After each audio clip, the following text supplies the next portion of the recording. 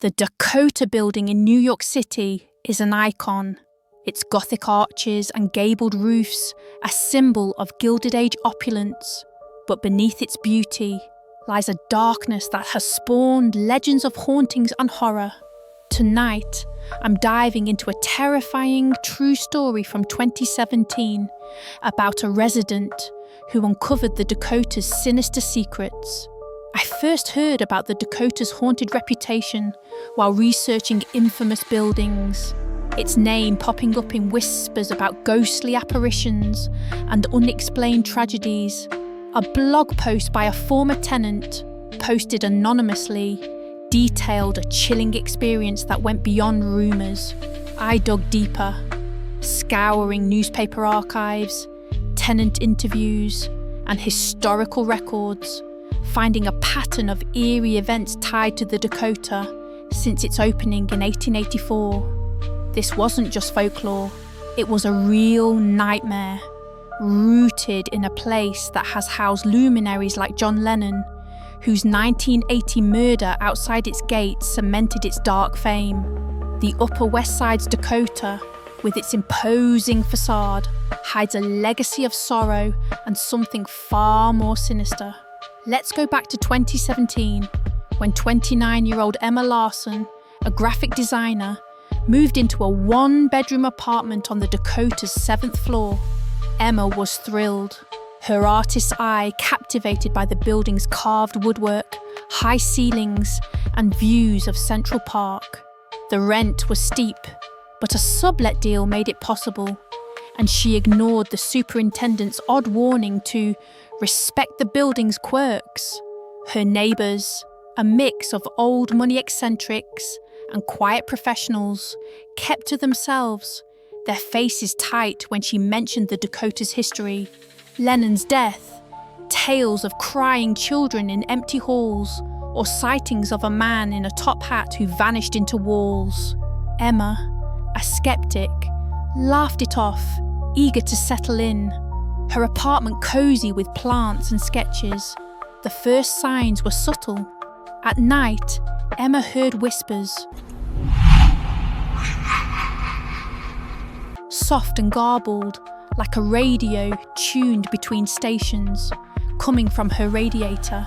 She'd check, finding it cold, though the air grew heavy, smelling faintly of wax and smoke.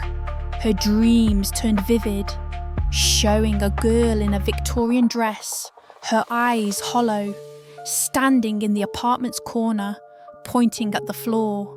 Emma woke sweating, her bedside lamp flickering, though the wiring was new. Her sketches, pinned to a corkboard, would fall, rearranged into patterns, circles, eyes, hands, though no one entered her locked apartment. She blamed stress, her long hours at a design firm, but her cat, Milo, began hissing at the bedroom closet, its door creaking open an inch by dawn. By October, the disturbances grew menacing. The whispers became a voice, female and sharp, hissing, "Find it," from the walls. Emma's mirrors fogged, showing smudges like fingerprints, though she cleaned them daily. One night, she woke to scratching, slow and deliberate, from inside the closet. Heart pounding, she opened it, finding only coats, but the back wall was warm, pulsing faintly, as if alive. She called maintenance, who found nothing, but an old janitor, retiring that week, muttered about the Dakota's guests, spirits tied to its early years, when the building housed spiritualists dabbling in seances. He mentioned a 1890 tragedy, a girl, Abigail Warren, 12, who fell down the service stairs.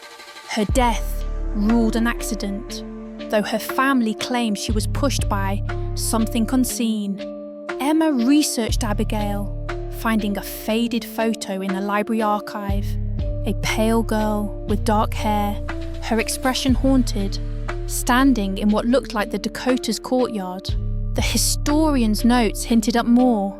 The Dakota's first tenants, wealthy but eccentric, held rituals in the basement, seeking to contact the dead, their experiments leaving a stain on the building. Emma's unease deepened. She noticed cold spots in her apartment, her breath visible at midnight, and Milo refused to enter the bedroom, his eyes fixed on the closet.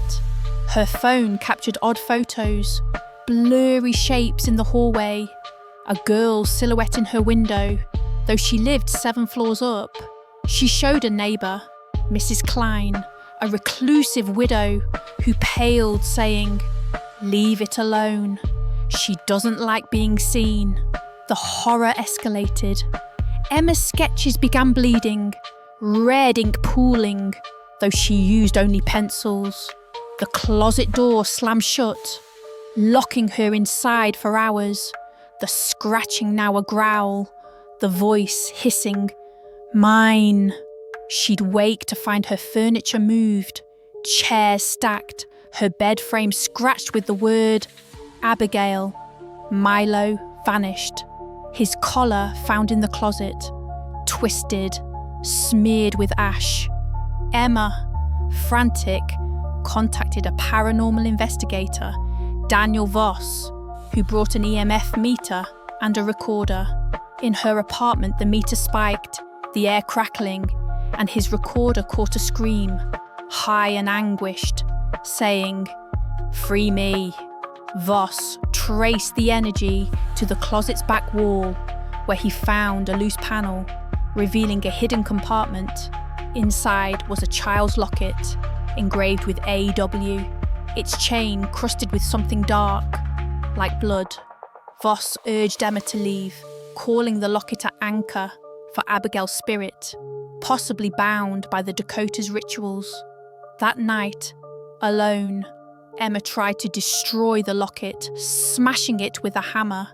The lights died, the apartment shaking, a roar filling the air.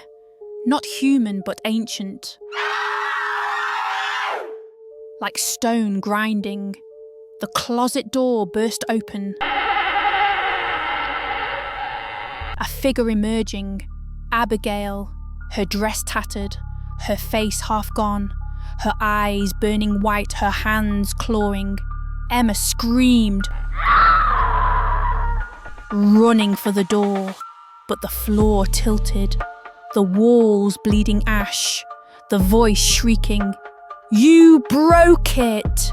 Mirrors shattered, glass flying, cutting her arms as Abigail's form grew, filling the room, her scream deafening. Emma stumbled into the hall, collapsing, neighbours rushing to her, the apartment silent but reeking of smoke. Emma moved out, staying with friends, her health frail, her dreams plagued by Abigail's face. Voss sealed the locket in a blessed box, storing it off-site, but the Dakota's 7th floor remains troubled. Tenants report whispers, scratches, and a girl's shadow.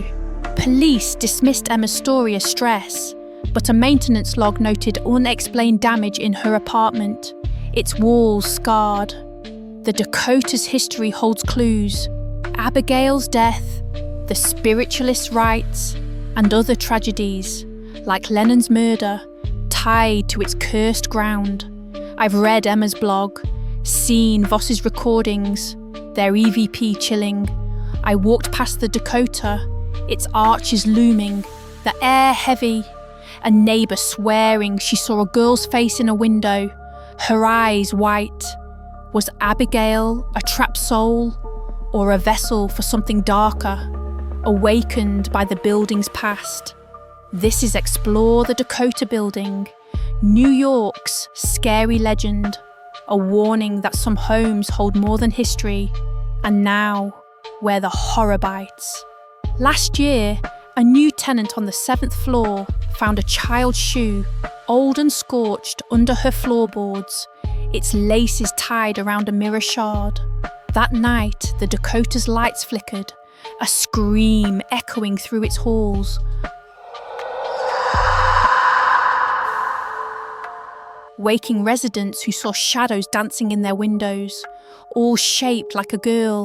The tenant fled, her apartment sealed, but at 3 a.m, the building's courtyard glows red, and Abigail's whisper calls from the walls, seeking the next to claim. The Dakota stands, its legend growing, its darkness watching, waiting for you to step inside. What's hiding in the walls? Stay out of the dark. It's closer than you think.